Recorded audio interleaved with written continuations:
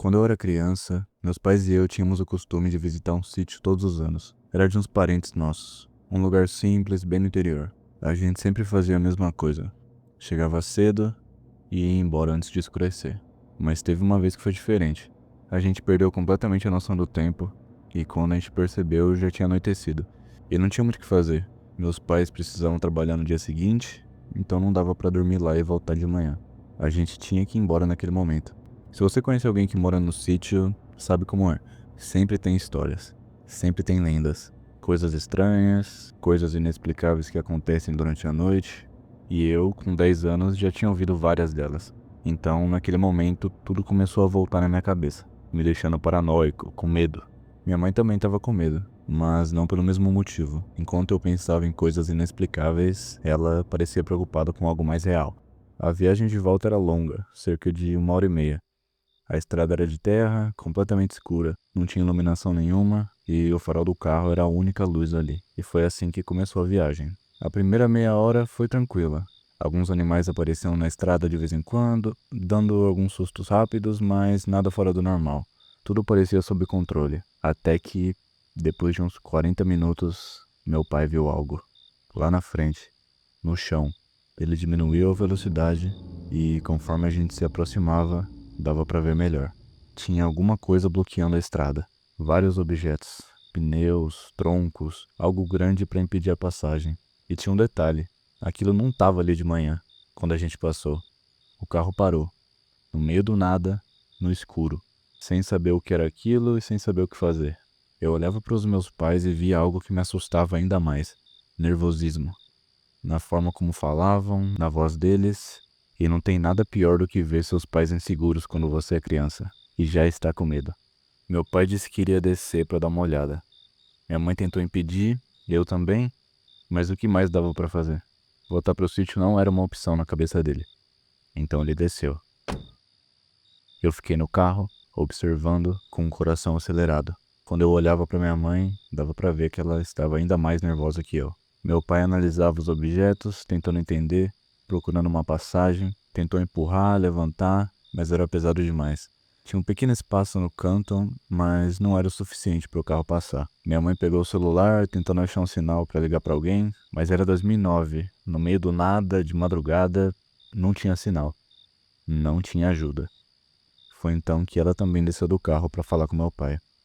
Antes disso, olhou para mim e disse para eu ficar ali dentro.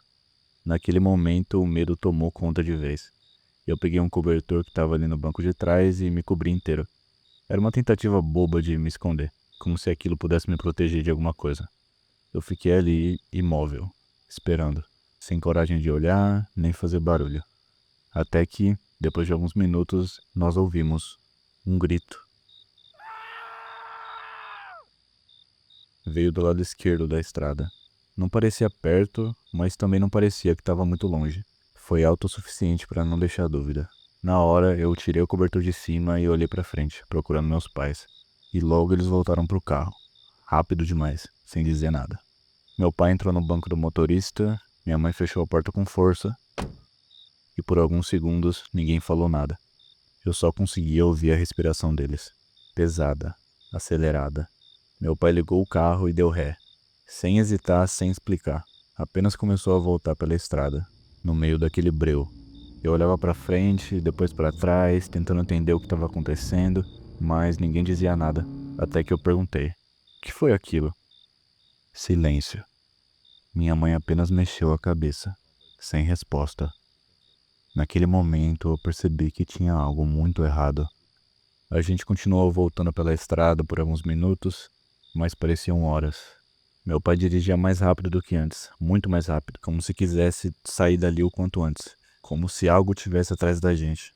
Mas eu não via nada, nenhuma luz, nenhum carro, nada. Só escuridão e o som do carro na estrada de terra. Depois de um tempo, eu ouvi um barulho lá fora, como se alguma coisa tivesse passado rápido, perto do carro. Olhei para o lado, mas não vi nada, só o reflexo da poeira levantando. Meu coração disparou. Eu me encolhi no banco, segurando o cobertor, tentando não olhar muito para fora, porque eu tinha medo de ver alguma coisa. Ou pior, de sentir que tinha algo ali, sem ver. Depois de mais alguns minutos, meu pai diminuiu a velocidade. e parou o carro, no meio da estrada. Ninguém falou nada. Ele só ficou ali, parado, com o motor ligado e o farol iluminando o nada. Então ele disse bem baixo: "Eu acho que não tem mais nada ali." Minha mãe não respondeu. E eu nem sabia o que pensar. Depois de alguns segundos, ele virou o carro novamente e voltou, na direção do bloqueio. O caminho de volta foi em silêncio, mas o clima era completamente diferente. Muito pesado, mais tenso, como se qualquer coisa pudesse acontecer a qualquer momento. Quando a gente chegou de novo no lugar, meu pai diminuiu a velocidade e então parou. Ficou olhando em silêncio, porque não tinha mais nada ali. Nenhum pneu, nenhum tronco, nenhum objeto. A estrada estava completamente livre, como se nunca tivesse tido nada. Meu pai não desceu dessa vez. Ele só acelerou e passou direto, sem olhar para os lados, sem parar, sem dizer uma palavra. E o resto da viagem foi em silêncio. Ninguém comentou sobre o grito, ninguém comentou sobre o que tinha na estrada, ninguém comentou sobre nada. Como se aquilo nunca tivesse acontecido. Mas eu lembro, até hoje, da sensação, do medo, daquele momento, de estar no meio do nada, no escuro, sem saber o que tinha ali fora. E principalmente, sem nunca ter visto de fato o que quer que fosse aquilo.